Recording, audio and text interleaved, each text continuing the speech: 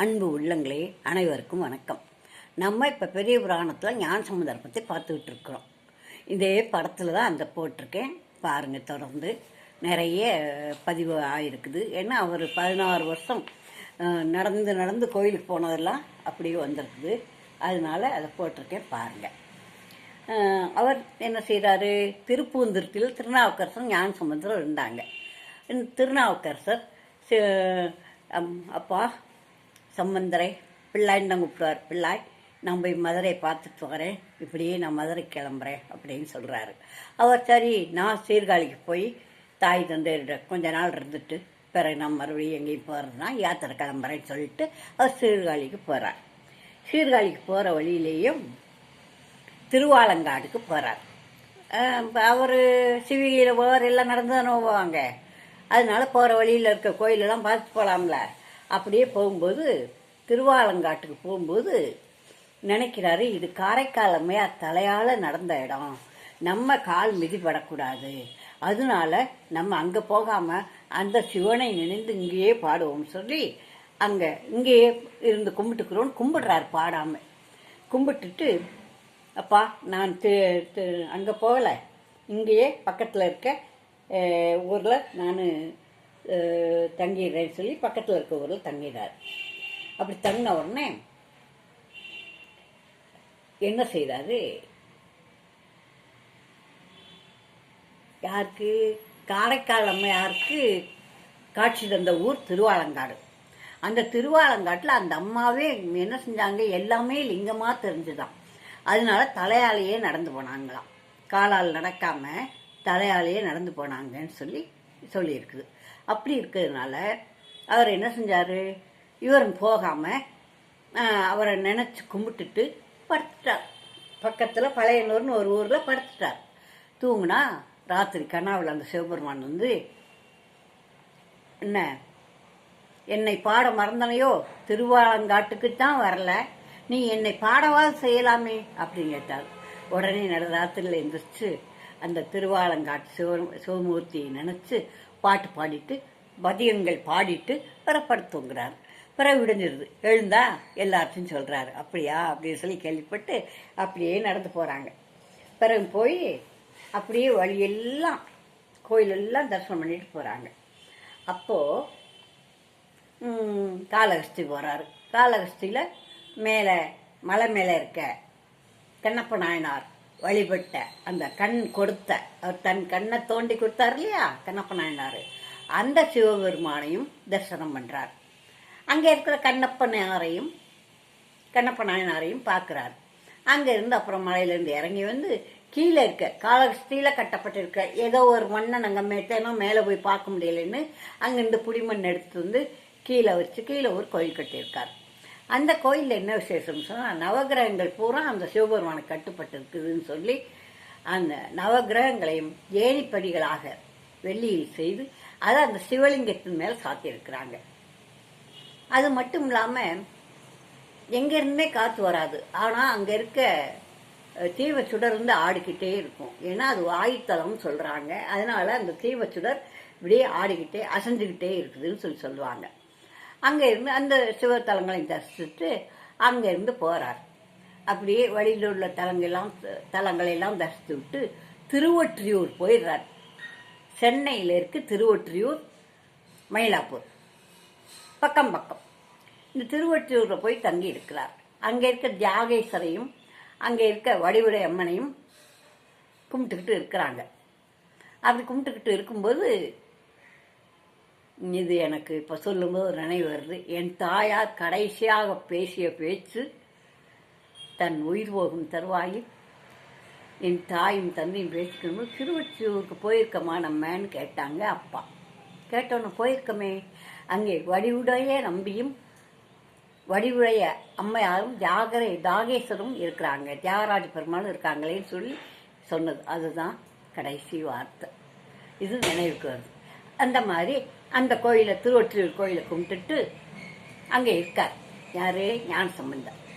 அங்கே இருக்கும்போது இது ஒற்றியூர்னு ஏன் பேர் இருந்துச்சுன்னு சொன்னால், சிவபெருமான் கடலோரத்தில் இருந்து தான் கடல் தண்ணி வந்து வந்து அடிக்குது அப்படின்னு சொல்லிட்டு மக்கள் கொஞ்சம் போக பயந்தாங்களாம். புயல் காலத்துலலாம் கடல் தண்ணி ரொம்ப வரும்னு. அதுக்காக சிவபெருமான் ஒற்றி இருன்னு சொன்னாராம். கடலை கொஞ்சம் ஒற்றி இரு அப்படின்னு. ஒற்றின்னா தள்ளி, ஒட்டிக்கோன்னா ஒட்டி சேர்ந்து, ஒட்டிக்கோன்னு சொன்னா சேர்ந்து போ, ஒற்றின்னா தள்ளி, ஒத்திக்கோ ஒற்றிப்போ அப்படிங்கிற பாஷை நான் இப்போதான் கொஞ்ச நாளாக தான் கேள்விப்பட்டேன். ஒற்றின்னா தள்ளி, ஒத்திப்போ அப்படின்னு சொல்றாங்க. ஒட்டிக்கோன்னா சேர்ந்து போ. அது மாதிரி கோயிலில் வளம் வரும்போது இந்த வார்த்தைகளை கேள்விப்பட்டிருக்கேன். அந்த மாதிரி ஒற்றியூர்னா தள்ளிப்போன்னு சொல்லி கரை சொன்னதுனால திரு ஒற்றியூர்னு சொல்றாங்க. சிலர் சொல்றாங்க அந்த மன்னன் அந்த ஒத்தி வச்சுட்டான் அந்த ஊரை அப்ப அவனுடைய ஆட்சி காலத்துல, அதனால ஒத்தியூர்னு பேர் வந்துச்சு, திருவொற்றியூர் அப்படின்னு சொல்றாங்க. ஏதோ ரெண்டும் இருக்கலாம். திருவொற்றியூர்ல இருந்து இருக்கார். இந்த சமயத்துல மயிலாப்பூர்ல சிவனேசர்னு ஒரு வணிகர் இருந்தார். அந்த வணிகர் பல கப்பல்களுக்கு அதிபதி. அவர் கப்பல் வியாபாரம் பண்ணார். இங்க மலையிலிருந்து கிடைக்கக்கூடிய வாசனை பொருள்கள் எல்லாம் வெளிநாட்டுக்கு அனுப்ப கிரேக்க தேசத்தை முக்கியமா யவனர்கள் தான் வாங்கிட்டு போயிருக்காங்க. அவங்க மற்ற மற்ற நாடுகளுக்கு அனுப்பியிருக்காங்க. அதே மாதிரி அங்கிருந்து முக்கியமான பொருள்கள் இந்த பீங்கானெல்லாம் அங்கிருந்து வந்ததுதான் சொல்றாங்க முதல் பழக்கம். வந்த பொருள்களை எல்லாம் இங்கே வியாபாரம் பண்ண இவர் இப்படி பெரிய வியாபாரி வணிகர். அந்த சிவனேசருக்கு ரொம்ப நாளாக குழந்தை இல்லை. அந்த அம்மாவும் அவரும் ரொம்ப வரம் இருந்தாங்க, கோயிலுக்கெல்லாம் செஞ்சாங்க, தான தர்மம் எல்லாம் பண்ணாங்க. அப்படி பண்ணிட்டு அந்த ரொம்ப நாள் கழிச்சு ஒரு பொண்ணு பிறந்துச்சு. அந்த பொண்ணுக்கு பூம்பாவைன்னு பேர் வச்சாங்க. அதே மாதிரி அவ பூ மாதிரி அழகா இருந்தா. அந்த பொண்ணை ரொம்ப பக்தியோடையும் பண்போடையும் அன்போடையும் ஆடை அலங்காரத்துல நேர்த்தியாகவும் நம்ம பண்பாடு போகாம அருமையா வளர்த்தாங்க. வளர்த்தோம்னு வளர்த்துக்கிட்டு இருக்கையில அவளுக்கு சொல்ல வேண்டிய கருத்துக்களை எல்லாம் வீட்டில் வச்சு ஆசிரியரை வச்சு சொல்லி கொடுத்து தாய் தந்தையும் சொல்லி கொடுத்து நன்றாக வளர்த்தார்கள். அப்படி வளர்த்த போது அந்த பிள்ளை என்ன பண்ணா, தினமும் நந்தவனத்துக்கு பூ பறித்து சாமிக்கும் போட்டுட்டு தோடிகள்லாம் சேர்ந்து அவங்களும் கட்டி தலையில வைப்பாங்க அவங்களுக்குரிய நந்தவனத்தில். அப்படி இருக்கும்போது ஒரு நாள் 10-15 வயசு ஆகும்போது பூ பறிக்க போறான். பருவம் வந்துட்டா அப்ப போய் பூ பறிக்க போறா. வீட்டோட சேர்ந்த நந்தவனம் பூ பறிச்சுக்கிட்டு இருக்கையில ஒரு கருநாகம் தீண்டி, ஒரு பூநாகம் தீண்டி அவளை இறந்து போறான். அந்த உடலை கொண்டு கிடத்து எத்தனையோ வைத்தியர்கள் எங்கெங்கிருந்தெல்லாம் வந்து பார்த்தாங்க. பிழைக்கல. இல்லை பொண்ணு சின்ன பொண்ணு எரிச்சிருவோம் அப்படின்னு சொல்லி எரிச்சுட்டாங்க. எரிச்சா இவ என்ன சொல்றாரு இந்த சிவனேசர், நான் ஞான சம்பந்தருக்கு கொடுக்கணும்னு வளர்த்தேன் இந்த பொண்ணை, ஞான சம்பந்தருக்கு தான் கல்யாணம் பண்ணி கொடுக்கணும், என் சொத்து பூரா என் சொத்து எல்லாத்தையும் ஞான சம்பந்தருக்கு தான் கொடுக்கணும் அப்படின்னு அந்த ஞானப்பால் உண்ட அந்த ஞானிக்கு தான் நான் என் பொண்ணை தருவேன்னு ரொம்ப பதியா வளர்த்தனே, இப்படி இறந்து போனாலே அப்படின்னு சொல்லிட்டு அந்த எலும்பை நான் கரைக்க மாட்டேன், ஞான சம்பந்தர்கிட்ட காட்டணும்னு சொல்லி ஒரு களையத்துல மண் களையத்துல வச்சு மேல நல்லா பூசி மூடி வச்சுட்டார். அதாவது எந்த பொருளையும் மண் களையத்துல வச்சு புது மண் களையத்துல அதுக்கப்புறம் அதை உள்ள எந்த பொருளானாலும் சரி, விதை பொருளெல்லாம் அப்படித்தான் வைப்பாங்க. விதை பண்டங்களை எல்லாம் கிராமத்தால் அப்படித்தான் வைப்பாங்க. எப்படின்னா அந்த மண் பானையில போட்டு அது மேல அதே மண்ணால் செய்யப்பட்ட உலைமூடின்னு சொல்றப்படியே உளம்படின்னு சாதாரணமா சொல்லுவாங்க, உலைமூடி அதை வச்சு அதுக்கு மேல இந்த பசுஞ்சாணியையும் தெல்லிய மண்ணையும் பிசைஞ்சு ஒட்டி வச்சிருவாங்க. ஒட்டிட்ட காத்து புகாம வச்சிருவாங்க. அதுக்கு மேல நல்ல துணியை துவைச்சு வெயில காய போட்டு அதுல எந்த விதமான கிருமியும் இல்லாம, அப்பெல்லாம் இவ்வளவு முன்னெல்லாம் இவ்வளவு கிருமிகள் கிடையாதே, இப்பதானே பரவிடுச்சு, அப்படியே சுத்தி கட்டுவாங்க. அதுக்கு பேர் வண்டு கட்டுறதுன்னு பேர்.